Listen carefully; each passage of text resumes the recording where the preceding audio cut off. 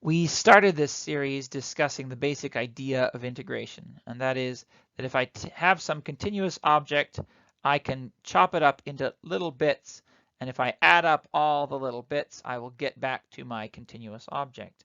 And we applied that idea to lengths and finding the length or the mass or some sort of continuous object in one dimension. We then extended this to the idea of areas by taking a two-dimensional object, be it a true two-dimensional object or the surface of a three-dimensional object, and saying, well, let's treat everything as though it is made up of little rectangles that have now the length of one side and the length of the other, and the product of the two is going to give me my differential area. And we took some limit where this went to 0, and that let us do this approximation to get the exact value. The only thing that's left now to tackle is the idea of volume. We've gone from 1 dimensions to 2 dimensions. We just need to go to 3 dimensions now, true 3 dimensions. And you might already have guessed how we're going to do this. If we take a 3-dimensional object, we can approximate it as though it has some little differential volume, and we're going to approximate that volume as though it is some rectangular prism now. And if we add up all of these little rectangular prisms, we get back to the whole thing, where the rectangular prism is just going to be approximated as the product of now 3 lengths. And as we take some limit as our differentials all go to 0, then this approximation of a rectangular prism will become the true continuous volume of our object. The challenge is, of course, going to be finding what these differential lengths are. But now, hopefully, you see kind of the basic pattern. Once we've got this idea of basic integration, we can extend it to 2 or 3 or any higher dimensions we need. For Cartesian coordinates, this process is straightforward. We're just going to take the limits or the differentials that we used when we were talking about area of the 6 different sides of this rectangular prism, and now we're just going to multiply them all together. So my differential volume is going to be the product of differentials in my 3 directions, so dx, dy, and dz. And my limits are going to go from, well, I would just have to determine my limits of each one. So I might have from 0 to length for dx. I might have 0 to width for dy. And I might have 0 to height for dz. And this is, of course, assuming that all of our limits are independent of each other, and so I can make this a separable integrals. But the idea is exactly going to be the same as what we saw with area. And if it weren't separable and we had to write it, then we might write, the integral of some stuff dz, and that stuff is going to be the integral of something else dy, and that something else is going to be the integral with respect to dx. And so we would have to do this in order of whatever our dependencies are. So we might do the dx first, and then we'd do the dy, and then we do the dz. It just depends on what our dependencies are. But in general, hopefully we can pick our geometry. If we're in a rectangular geometry, we want to pick the rectangular coordinate system. What if we didn't want to know volume, but instead we wanted to know, say, mass or charge or something else? What will we do then? Well, we've already discussed what we're going to do. We need something that when multiplied by our little differential volume, we get a little differential mass. And we can do the same thing. We cut our mass or our charge or our whatever it may be up into little bits. This thing that we need is going to be a density, and we've already discussed what that density is. It has to be now, say, mass per volume. This was a volume mass density, which we denoted as rho, and we might just call this is what we've normally called the density since, you know, your elementary science class. But it doesn't have to stop there. We could also have other densities. We could have, say, charge. If this were a second semester physics class, we could have charge per volume. And this would be a volume charge density. And we would use the same letter. And so we're always, if we want something else, if we want mass, we would take our density, our mass density times our volume to give us our little dm. If we wanted, say, instead a charge, we might take a charge density times our volume to get a little piece of charge. But other than that, then it's the exact same process. If we add up all the bits, we get the total. In cylindrical coordinates, you already know what the volume element is because we've already seen all the parts. We're going to take our cylinder and we can chop it up into little pieces. One piece has some differential arc length, which we know is going to be r d theta, where theta is this angle around the circle. The other side is going to be some thickness along the radius. That's a dr. And then we have a height, and that's going to be along my z direction. So that's going to be a dz. And so when I put my volume element together, I'm going to get this as my dr times ds times dz, or in other words, that's going to be dr times r d theta times dz, or maybe as it's more usually written, r d theta dz. And if we had a cylinder of radius capital R and of height h, then this volume, once we add it up, this would be the integral or the sum of all our little differential volume elements. And I notice that my r bits are all constant with respect to theta and z. My theta bits are all constant with respect to r and z, and my z bits are all constant with respect to theta and r. And so I can turn this into three integrals.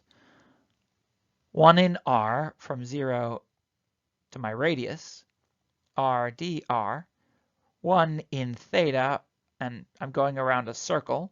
So again, 0 to 2 pi, just as we've seen before, d theta. And then I'm going along my height, so from 0 to h dz.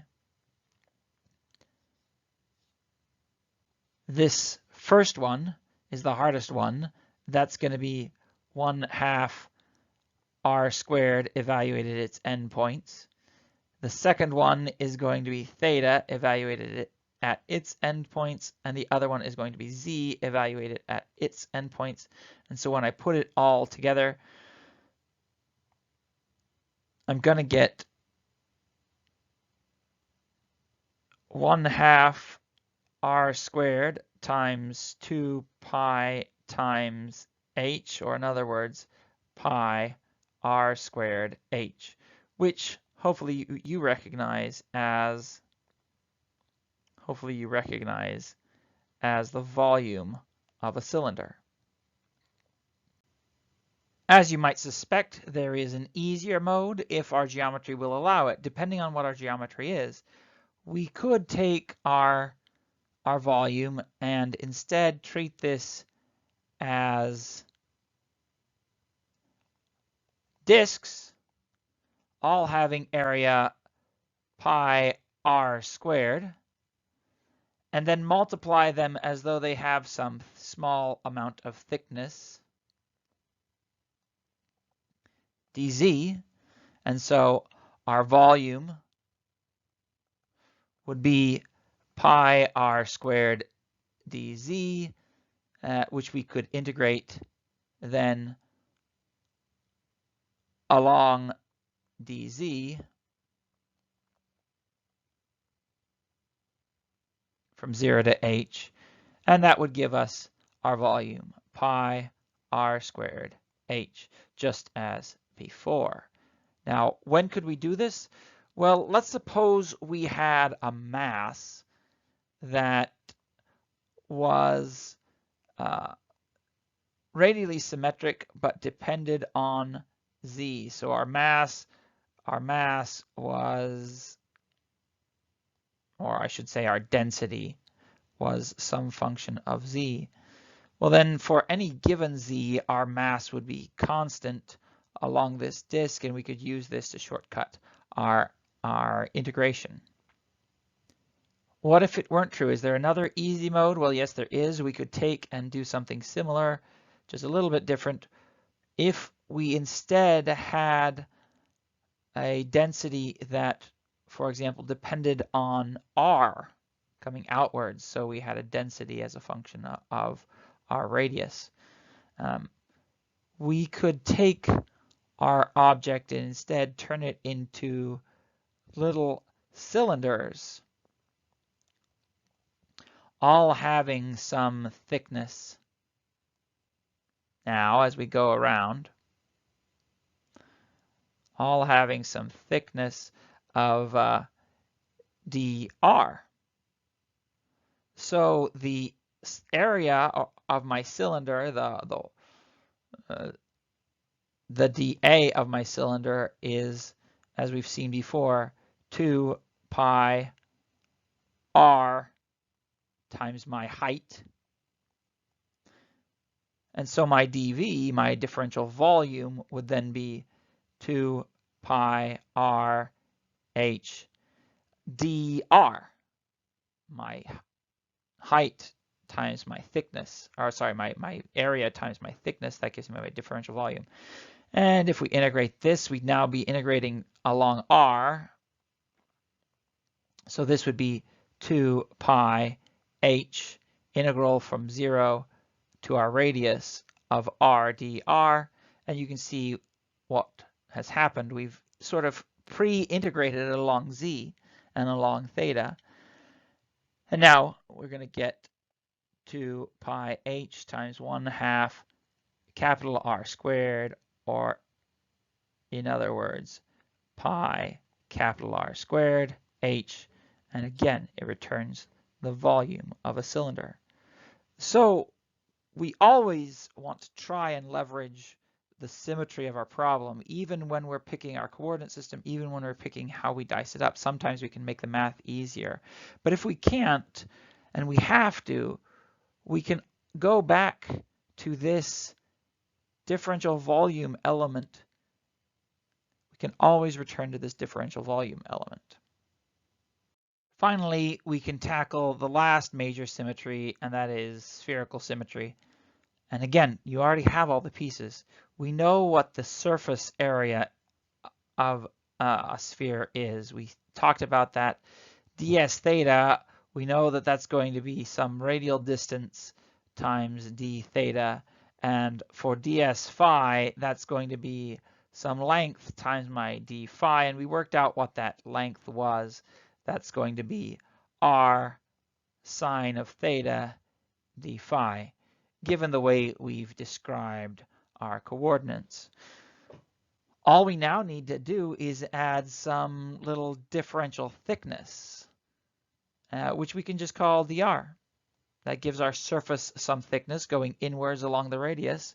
And so our volume element is going to be dr, that's my thickness, times the length of one side, that's going to be ds theta, times the length of my other side, ds phi, or in other words, that's going to be dr times r d theta times r sine theta d phi.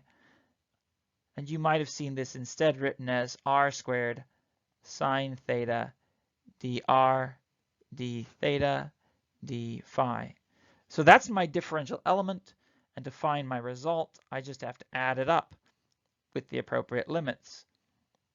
So my volume is now the integral of this differential volume. And I notice, again, once again, my limits, because I've picked my geometry carefully, certainly for volume, my limits are going to be entirely separable. And so I can set this to be the integral from 0 to my radius of r squared dr times the integral from, and again in theta, I'm going to choose to go over the half circle.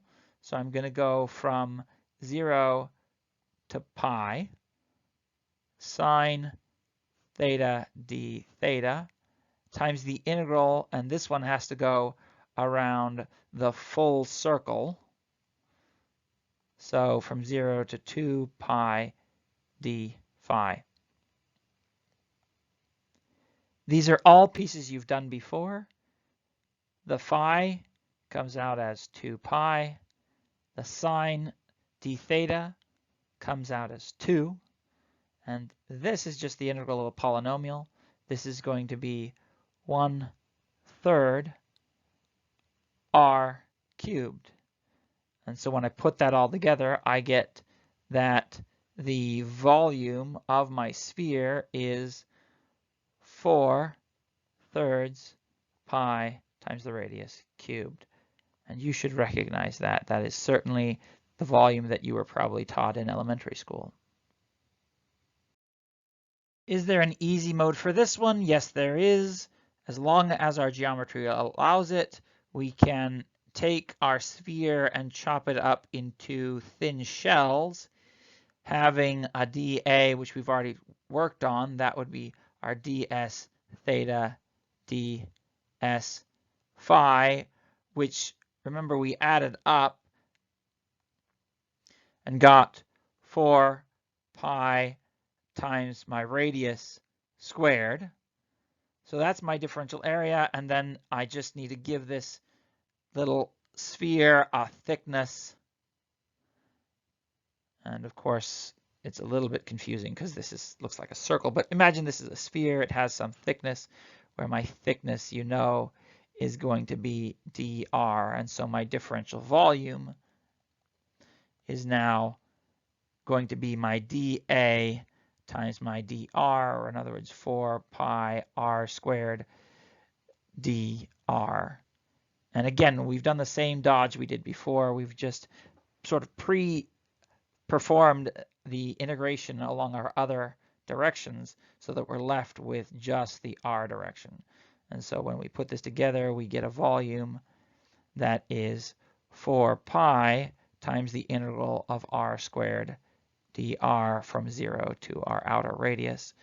And that gives me, of course, 4 pi times 1/3 my radius cubed, or as we more traditionally write it, 4/3 pi r cubed, the volume of a sphere, which you learned way back in geometry. To summarize, we have this basic idea of integration, where if I have some object, continuous object, I can take it and cut it up into little bits and add up all the little bits to get my total. We now have seen how we can take this and deal with this for length, and we can turn what we know about length into any quantity just by using a density. If it's one-dimensional, we would use our one-dimensional length, our linear density. And this quantity, remember, this could be mass, this could be charge, this could be whatever we need it to be. If we have instead an area, we would use an area density. If we have a volume, we'd use a volume density. we've seen how we can take this idea of length and apply it to area, taking our d length and turning it into a d area by multiplying two d lengths together. And now we've seen how we can take the same thing and turn it into a d volume by multiplying three lengths together. We've seen how we can do this in rectangular or Cartesian geometries, in cylindrical geometries, and in spherical geometries. And all of this information is actually contained in a table like this. If you can remember what your densities refer to, then a table like this will help you. Because if I have Cartesian, right, that one's easy. It's either dx if I want length, or dx dy if I want area, or maybe dx dz if I want area, or if I want volume, I multiply all three together. In cylindrical coordinates, it depends on whether I'm looking for my circle or I'm looking for the barrel area. But it's either going to be, if it's the circle, it's going to be r times my angle. I guess this one was theta, so maybe this really should be theta, but maybe it's phi. Remember, we might flip it back and forth the notation, but it's going to be r times my little differential angle times my differential thickness along the radius if I want the circle. It's going to be this arc length times my differential height if I want the barrel. And if I go to spherical geometry, then I can take my arc length times my other arc length to get the surface of my object. And then if I want, instead of surfaces and areas, I want volumes, I just take all three and multiply them together.